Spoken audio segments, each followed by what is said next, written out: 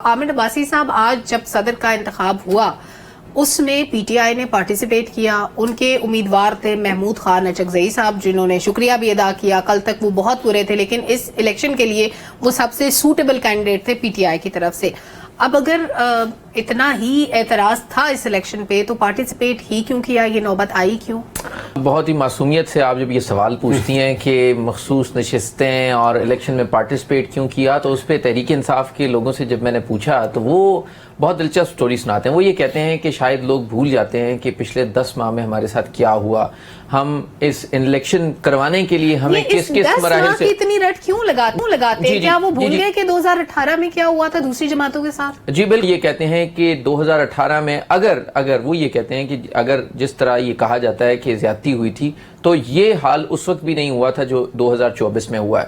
اور اگر آپ پی ٹی آئی کے جس طرح وہ بات بتاتے ہیں وہ یہ کہہ رہے ہیں کہ 10 ماہ میں جس طریقے سے الیکشن پہلے کروانے کے لیے کتنی مشکلات سے گزرنا پڑا، پھر وہ الیکشن جب اناؤنس ہوا تو اس کے بعد کبھی ان کے پیپرز چھین لیے جاتے تھے، ان کا کارکنان کو گرفتار کر لیا جاتا تھا، ان کے کینڈیڈیٹس کو گرفتار کر لیا جاتا تھا، پھر وہ کیمپین نہیں کر سکتے تھے. اس ساری صورتحال کے بعد پھر الیکشن ہوا، الیکشن میں ان کو جو ٹرن آؤٹ ہوا، ووٹس ملے. اب اس الیکشن کے بعد بھی ان کے جو ووٹس ہیں ان کو کم کرنے کی کوشش ہو رہی ہے کاؤنٹنگز کے ذریعے. اب سینٹ میں ان کے نمبرز کم ہو جائیں گے، ان کو ریزرو سیٹس نہیں مل رہی.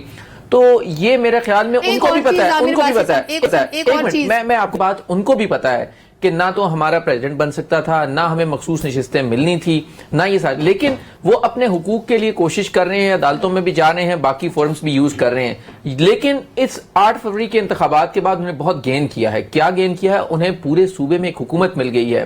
اب ان کے پاس وہ نو گو ایریا نہیں ہے جیسے وہ اگر پنجاب میں یا کہیں اور پہ کوئی ایکٹیویٹی کرتے تھے تو ان کے اوپر ریڈ ہوتے تھے. یہ صوبہ تو تیسری مرتبہ سے ان کے پاس ہے. جی بالکل. پچھلے اگر آپ جس طرح 4 ماہ کی جس طرح نگران حکومت تھی وہاں پہ تو اس میں ان کے ساتھ بھی وہی کریک ڈاؤن ہوئی. اچھا، ان سیٹوں پہ عامر صاحب میں ایک چیز پوچھنا چاہ رہی ہوں کہ 180 سیٹیں کلیم کرتے ہیں بیرسٹر گوہر صاحب، تو وہ 180 سیٹیں جو ان کی تھیں جو باقی پینڈنگ ہیں ان کو نہیں ملی، اس پہ وائٹ پیپر کیوں نہیں جاری کرتے؟ سب کہتے ہیں کہ فارم 45 ہمارے پاس ہے، وہ ایک ہی طرح کے فارم ان کے سارے لوگ لے کے گھوم رہے ہیں. اس پہ بھی میں نے ویسے خود بھی چیک کیا. الیکشن کمیشن آف پاکستان کی ویب سائٹ پہ جب انہوں نے فارم 45 اپلوڈ کیے جو انہیں پہلے 15 دنوں میں یا 1 ہفتے میں کر دینے چاہیے تھے، وہ بھی انہوں نے 4 ہفتے کے بعد جب اپلوڈ کیے تو اس میں جو چیزیں سامنے آئیں وہ بھی بہت حیران کن تھی. کہ میں نے حلیم عادل شیخ صاحب کا حلقہ دیکھا کہ اس میں ان کے اگر 499 ووٹ تھے تو 4 کاٹ دیا گیا، اور جو ایم کیو ایم کے کینڈیڈیٹ تھے ان کو 400 ووٹ دے دیے گئے. اسی طریقے سے ہر حلقے میں کہیں کٹنگ ہے، کہیں اوور رائٹنگ ہے، کہیں پر نتائج جو ہارنے والا ہے اس کے جو ہے وہ جیتنے والے میں شامل کر دیے گئے. اسلام آباد کے 3 حلقوں کو آپ دیکھ لیں، کراچی کے حلقے دیکھ لیں، آپ لاہور کے حلقے دیکھ لیں. تو الیکشن کمیشن نے خود جو فارم 45 اپلوڈ کیے ہیں وہ تمام، لیکن اس وقت کیونکہ پی ٹی آئی ٹوٹ پھوٹ کا شکار ہے، ان کی لیڈرشپ جو ہے وہ ٹاپ لیڈرشپ جیل میں ہے، کچھ باہر ہے، کوارڈینیشن نہیں ہے، ان کی جو پولیٹیکل ایکٹیویٹیز ہیں وہ ہو نہیں سکتی. پنجاب میں انہوں نے جیسے اگر کسی اپنے جو کینڈیڈیٹس کو نومینیٹ کیا، میاں اسلم اقبال صاحب وہ نہیں آ سکے، ان کے خلاف جو مقدمات ہیں ان کا سامنا کر رہے ہیں.